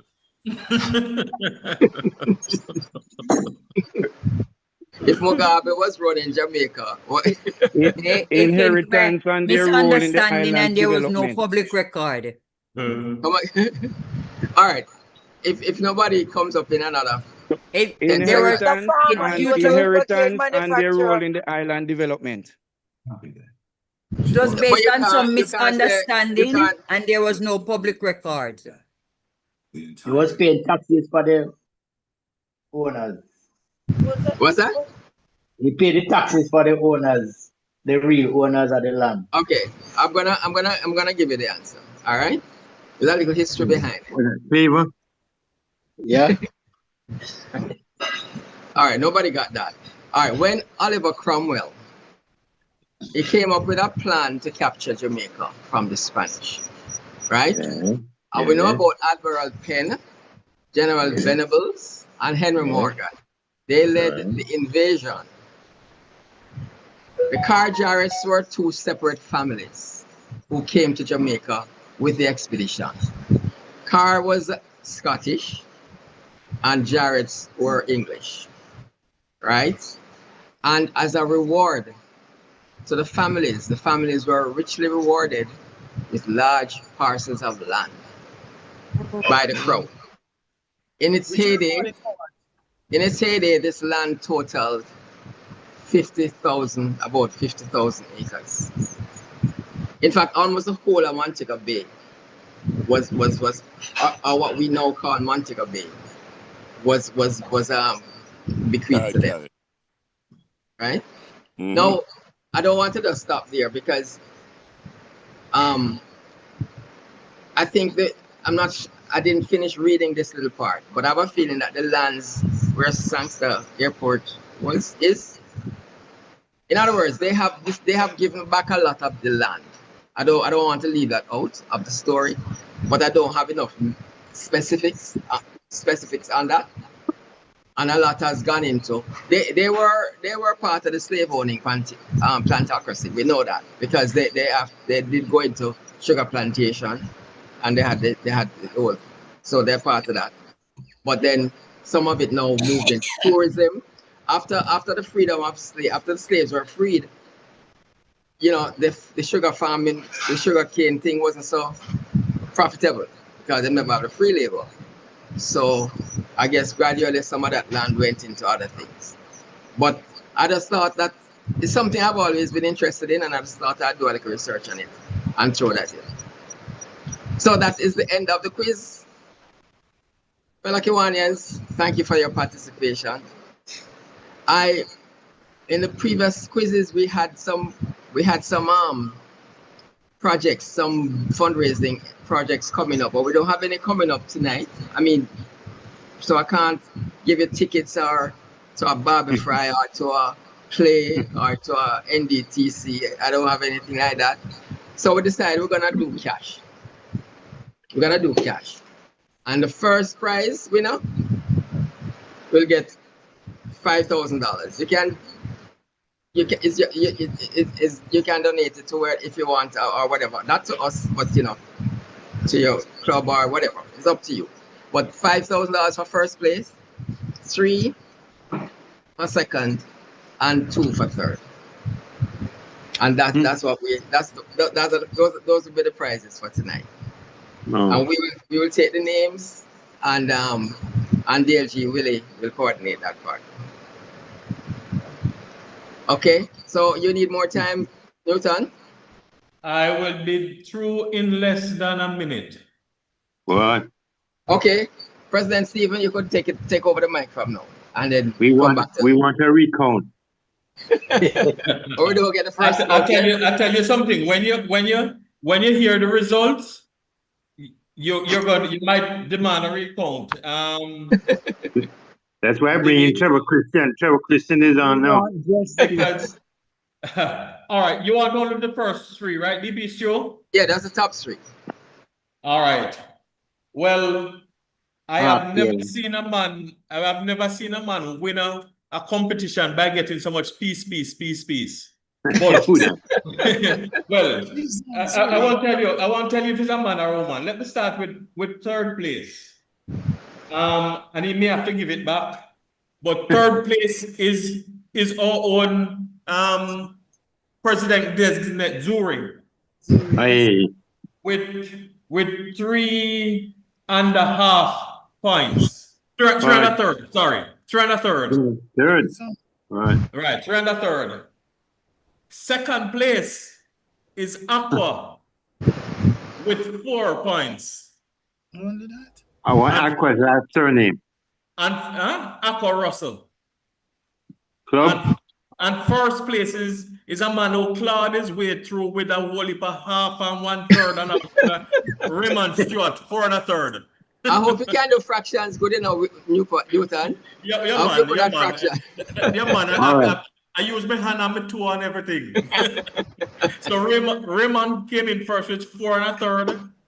Aqua came in second with 4, and Zuri came in third with 3.5. I must say though, is the first time I am disappointed with DA Judith, because she has won 90% of these quiz when we were giving away stuff, and now that we're giving away money, she fall way down. May I please respond? I was at another meeting and I came in when you were at question number 20. Question number 20 and get 2 points. That means I am exceptional. No, I understand. Okay. DP Newton, Aqua and Russell? Stuart, what club? Come again? I don't want to make a mistake. What club is Aqua Russell and Raymond Stewart. West St. Andrew. She's West St. Andrew prospective member. West St. Andrew, sorry. Okay. Well, prospect. Okay. Yes. That's Aqua. Yes. And Raymond is? Prospective at Coastal Trelawney. Okay. The prospects are riling up. I tell you. Okay, so 2 prospects. Oh, well done. And Zuri is good. Where did I come? No, where you belong, Zuri? Where you belong? Right Zuri here. Okay. All right. Thank you. Let me say thank you once again. I think that I like participation. Somebody has a question? Yeah, DP Dory from Coastal Trelawney. How does the winner get his money?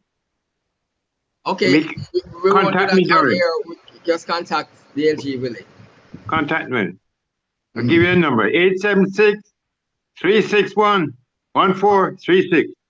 876-361-1436. If you forget it, ask DA Judith. Okay. Oh, sorry, DP Stewart. Yeah.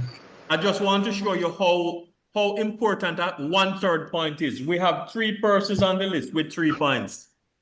Okay. But I'm glad we didn't get into a lot of ties. Sometimes it get complicated.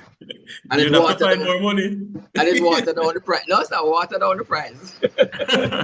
Thank you, DP. Questions should have less. Move on. Questions need to have less part B and part C and 3-part questions. Less of those questions, and that's why we end up with so many fractions. No, well, nobody's complaining. I'm not complaining. I am.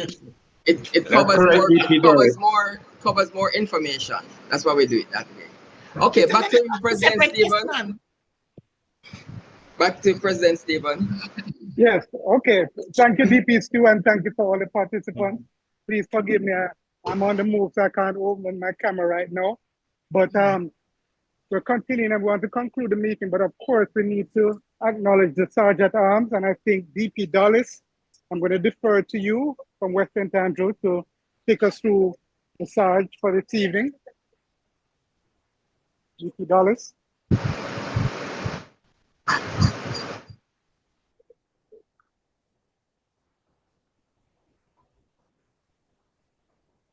DP Dulles still online? Oh, yes, Prez, I'm right here. I'm so sorry about that. Sure, no problem. I saw you in Europe.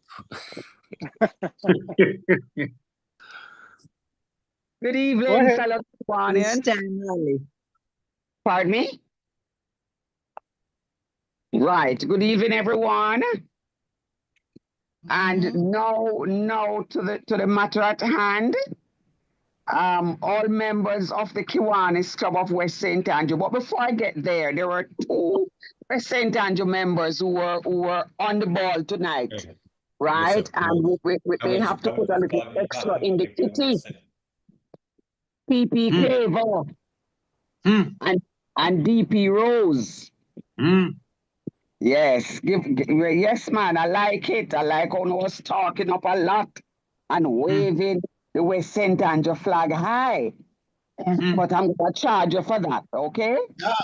So $200, well, $500 each, because no one else is to pay $300, right? So you're 300 plus the 2 for being so bright and bold and speak up a lot.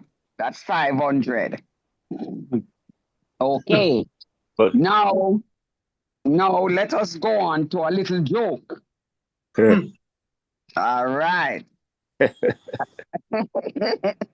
Sunday school teacher asked the class, what was Jesus' mother's name? One child answered, Mary. The teacher then asked, who knows what is Jesus' father's name? Name was, a little kid said, Verge. Confused? The teacher asked, where did you get that? The kid said, well, you know, they're always talking about the Virgin Mary. Need to pay for that. No, sir. No way. President Claudine, action. No, sir. Listen. DP Dulles. Dying of laughter. Kind of retort. Sarger, What did you do about that? Sarger. That sounds like a $1,000 fine. That honestly sounds like a $1,000 fine, because I'm still waiting on that last name. But thank you very much. Did you never name Virgin Nella? I'm saying. Thank you very much, DP Dulles. Thank you very much. We'll ensure that the monies are collected, sent to our account in good order.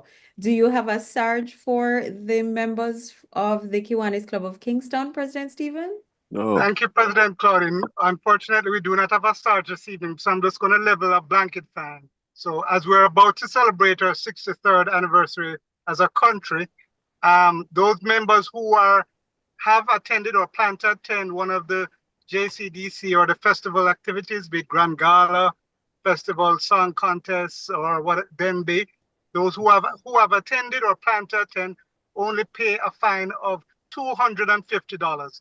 But for those Kingston Club members who have not and don't plan to attend anything and are not paying due regard to Jamaica's independence, pay a fine of $500. And please make the payment to our administrative account or through to Secretary DLG Willie at this time. Thank you, and everybody. We're now quickly going to move into announcements. We do have some clubs who are here with us. but I'll ask DLG Willie to share with us inter-club activities for this week, as well as any announcements from Kingston, and then we'll open the platform to West St. Andrew and other Kiwanis clubs for their announcements. Over to you, Willie. All right. I just reinforced the meeting of Past Lieutenant Governor's Council is on Saturday, 9 o'clock. Registration form was sent out.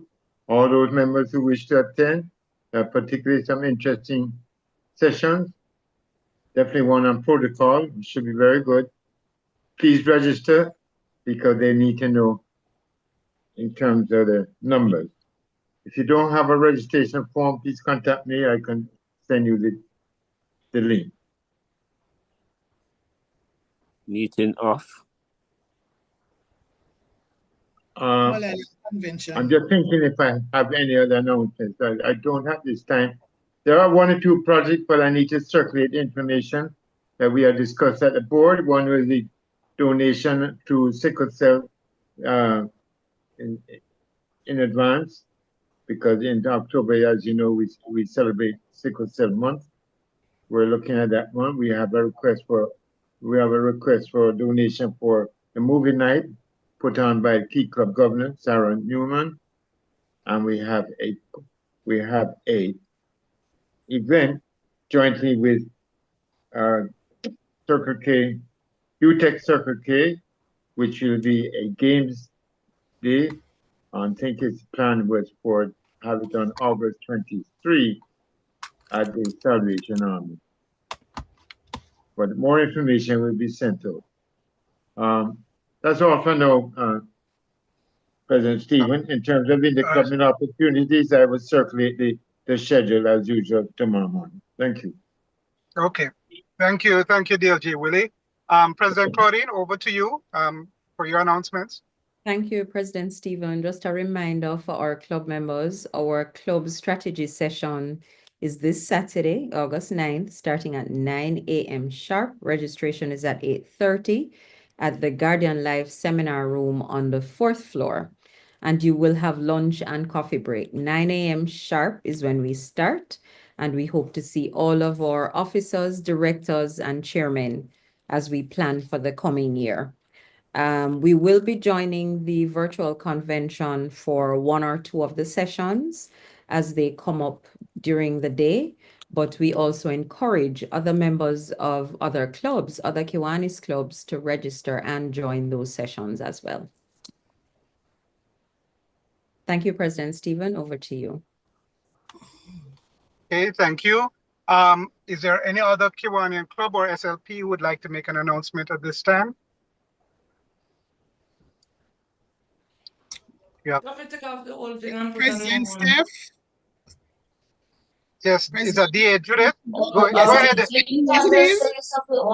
Yeah, the thing is, no, the empty one to the supermarket and get the Tisha? Patisha. Oh, they are refill? Patisha? Post mute her. Yeah. Thank you. Go ahead, DA Judith. Yes, I would. I am happy to take this opportunity on behalf of this Fun and Sports Day Committee. I heard my name. You're right. Mute yourself. Patisha.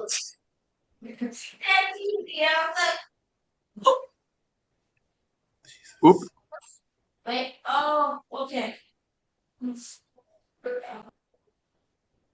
BP Stu, can you mute her from your side? Yes, she's muted. Okay. Right. Go ahead. On behalf of the Sports Day Committee, to thank you all for your participation. I'm sure that Stephen, you should have gotten your medal. I was really happy to see both clubs that are here, West St. Andrew. Hold on, I'm here to try to turn it back up.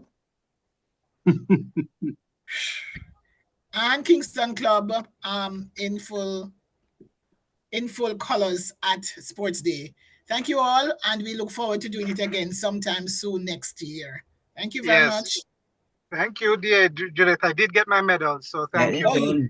Great, great. And congratulations to Yellow Team for almost winning the trophy. Yellow Team. Oh boy. Yes, that's true. And congratulations to the Purple Team for being the only one with a banner. Okay. Yeah. That's correct. That's correct. There were many first, and the Purple Team also was. No, why you have to keep like that? Keisha, Keisha, Kiwanis Club of Discovery Bay, please mute your microphone. And they were the ones who won the cheerleading as well. Cheerleading trophy, yes. Yes. Great. It was a good day. It was a good day. So we look forward to doing it again. Yes. Yes, and kudos to yourself, dear Judith, and your organizing team. I will share with them. Thank you. Please do. Please do. It went very well. All right. Quickly now, is there any other Kiwanian who would like to make any other announcement at this time? President Stephen, if you allow me, I'll just make two announcements on behalf of. Sure. One is Kiwanis Club of Stony Hill will have a performance of Patrick Brown's play, Indecent Proposal. That is on Friday, August the 8th at the Courtney Auditorium at 8 p.m. I think the cost of the ticket, $3,500. So that's just coming Friday. Right. And I think we need to reinforce the governor's SLP ball, which certainly will be held on Friday, August 29th, under the distinguished patronage of His Excellency the Most Honorable Sir Patrick Allen. That starts at 7 with cocktails and it goes on to 1 o'clock. Cost of the tickets $18,000. Well, if you want a table, you have to book it by tonight. You get 50 and get a reduced price of 15,000. Tickets reduced from 18 to 15. The table is 150,000 for 10. Over to you, President. Okay, duly noted. I hope people heard all of those Kiwanis events that are going on. Is DP Marcel online? I'm unable to see if he's online for the start of the week. No. Okay. Press Claudine, how do you conclude your meeting? Do you have a thought of the week or a positive message to bookend the meeting? We sometimes do, but I see you have the thought of the week, so we'll take the one thought that will take all of our clubs into our Independence Day tomorrow and into the weekend. Well, okay. Well, we don't have a formal thought of the week, but I will take the opportunity to wish each and every one a happy independence.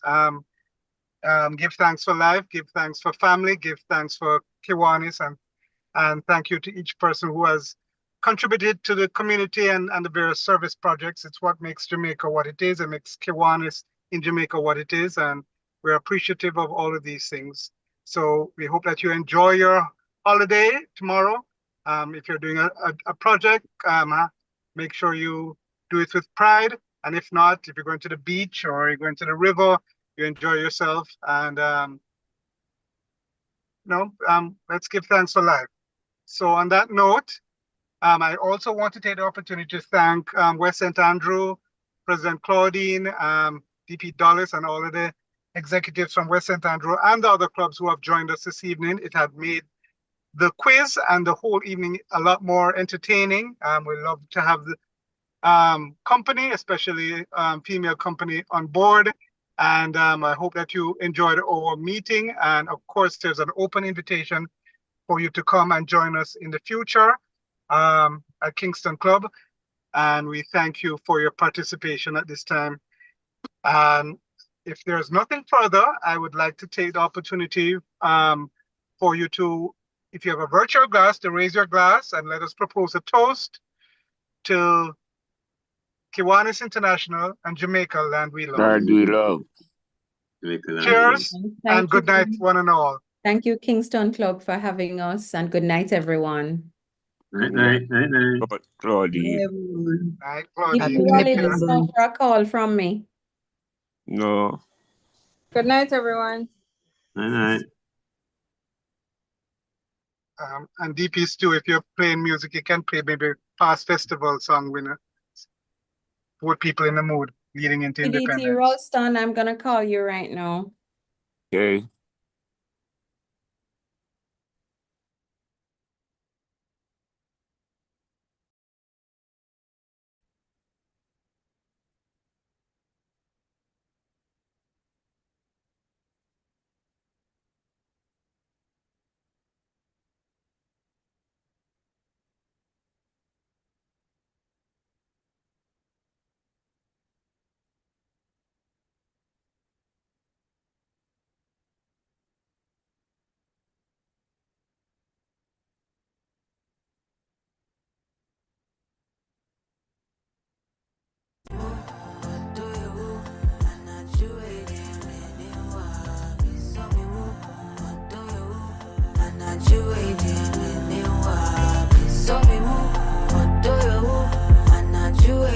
I go show you love,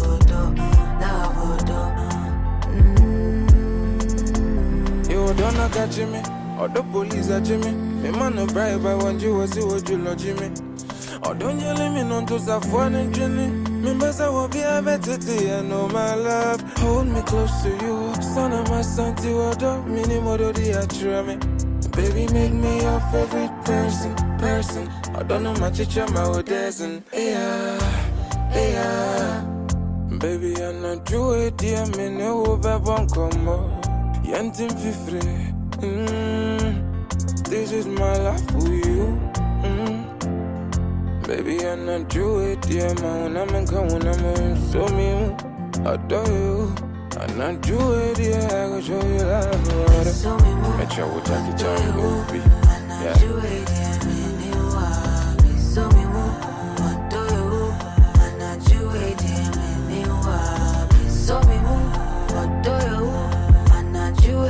I go show you love,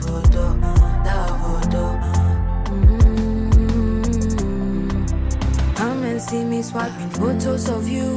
What on that shimmy? I need a tattoo with your name on it. Metro Dean Kwame. May a tough girl, but see the way I make timid. Boko me do it, to me mu Edian I will pecky babo to fake. My falling on closer, Trenu Biam Pata. Se ujami ya me ubu ba mesaya baba.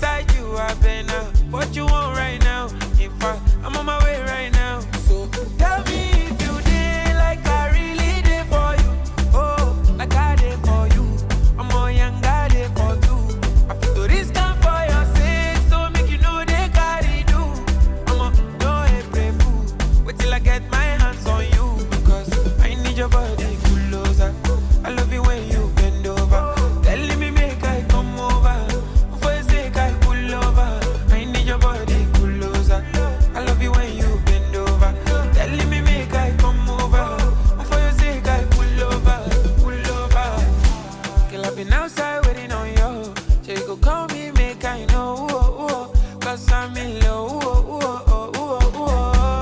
And if you need someone, then I'll be your hoe. Cause you no get no option. I be talking.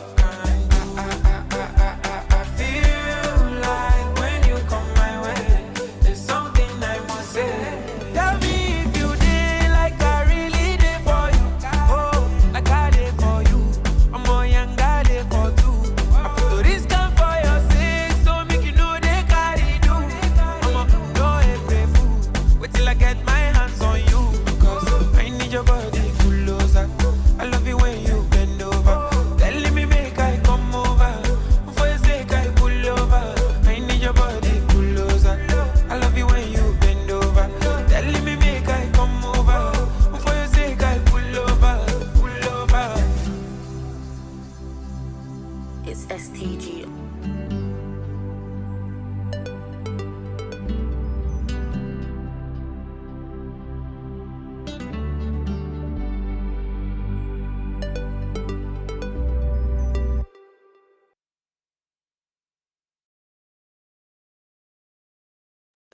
I have a little problem. I forgot to stop the live feed, and I somehow can't find it. Just give me a second, guys. Has been somewhat was involved in a field football, the